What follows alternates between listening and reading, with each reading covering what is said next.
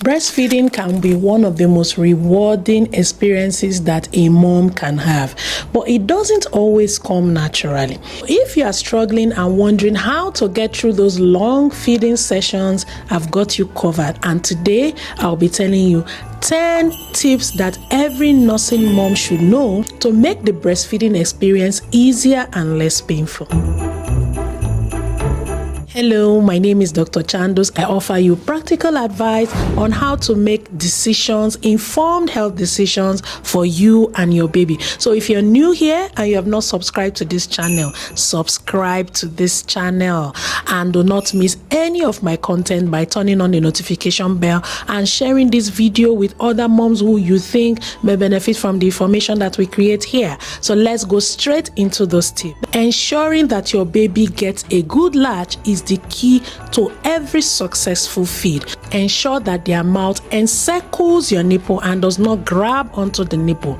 It should cover the areola, which is the dark part of the breast, and get some of the Montgomery ducts. The Montgomery ducts are those small tiny bumps around the breast. So your baby's mouth should be flanged out and your baby's chin should be touching your breast. That's how you know that your baby has gotten it. If your baby does not latch correctly and is pulling at the nipples, please try to get it right. Break that latch and try to get your baby to latch on correctly. Otherwise, you begin to come down with cracked nipples, and after a while, it begins to feel like you should abandon the whole process. So a good latch is very important. The way the brain is programmed is the more your baby breastfeeds, the more your breast produces milk. So I see some mothers that come in and say, I don't make enough or I don't have enough. Now, when I see such mothers, I tell them that they are probably not breastfeeding enough, and it's usually because of maybe problems like poor latching. Because if there's a poor latch, the process is uncomfortable,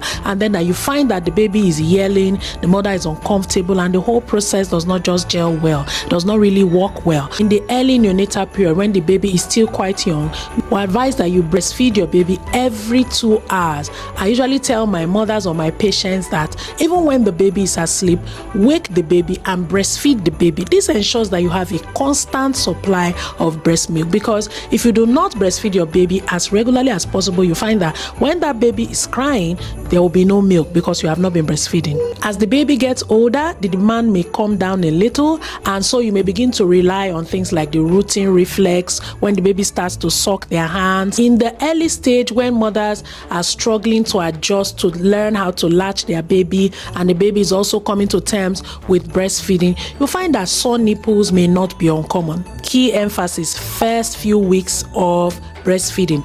Beyond that, if you have sore nipples, it is a problem and should be addressed. Take care of your nipples, because if you have sore nipples, it will be a painful and unpleasant experience for both the mother and the baby. Now, because breastfeeding has healing properties, we often advise that you can add a little or rub a little breast milk on the nipples after breastfeeding. You can also use some lanolin-based nipple cream to apply on the area, and also ensure to keep the area clean and air dry. You do not need to go into such exercises as washing the breast after every breastfeed, preparing the breast. Those are things that some of the myths that hang around. Because when you wash and overwash and everything, you expose that area to abrasions and to even more injury. So taking a bath every day or twice a day is good enough. In the event that after applying breast milk, doing a nipple care, applying nipple cream, ensuring that your baby gets a latch correctly, you still find that you have pain or sore nipples, do not hesitate to reach out to a lactation consultant. Most tertiary facilities and most clinics nowadays are beginning to see the importance of these professionals, and where there is no designated lactation consultant, you find that there are doctors and nurses who have experience with taking care of some of these issues. So do not hesitate to go back to your healthcare provider to get more information. Your body needs a balanced diet to produce adequate milk, and more importantly, your body needs you to be hydrated to generate and to produce enough milk. We emphasize that you should try and get foods that have enough vitamins, minerals, a balanced diet. Taking oat milk or oatmeal can increase their breast milk supply. But generally, the rule of thumb is that you should get enough fluid, as much fluid as possible. And you will notice, especially if you are breastfeeding well, in the night especially, you'll find that you're really thirsty and really hungry when you are breastfeeding. Keep a water bottle. This is what I do whenever I breastfeed my own babies, or when I was breastfeeding. I try to have a big water bottle nearby so that I can always keep my fluid levels up. So try to stay hydrated so that you can produce enough milk, because even for some mothers that come and complain they don't make enough milk, you find that a lot of them are not taking enough water. So water is very important. We hear things like drink a lot of palm wine, take this and take that. I want to remind us that no level of alcohol is safe during breastfeeding. Alcohol should, as much as possible, be avoided during pregnancy. What really causes breast milk to come up when you take palm wine and the other is because of the fluid. So if you're getting enough fluids, you can make enough breast milk. So that's why you see that some women drink a lot of tea and all that. Really what happens there is the fluids that they are taking, that helps them to make enough breast milk. The key and what we are really going for is that you maintain a balanced diet that keeps your energy up and helps you to produce enough breast milk. One of the complaints I get from my breastfeeding mothers in my practice is that they have back pain, or that their waist is paining them or something. And usually it's because mothers, when they are breastfeeding, slouch or bend and do not get into the correct position. And when you do not get into the correct position, you find that beyond the back pain, you find that your baby cannot even latch correctly. So please find a comfortable seat where you can sit upright. You can use a pillow to support your hands to get your baby up to your breast. There are breastfeeding pillows. If those are too pricey, you can just use a regular pillow, cross your legs. There is what is called the correct positioning or good positioning for breastfeeding, and I hope to cover that in one of my videos. So ensure that you sit upright, your back is correctly positioned, that you bring your baby to you. I would not advise that you slouch or you bend to breastfeed your baby. You are actually supposed to bring the baby to you so that you are relaxed and baby is comfortable.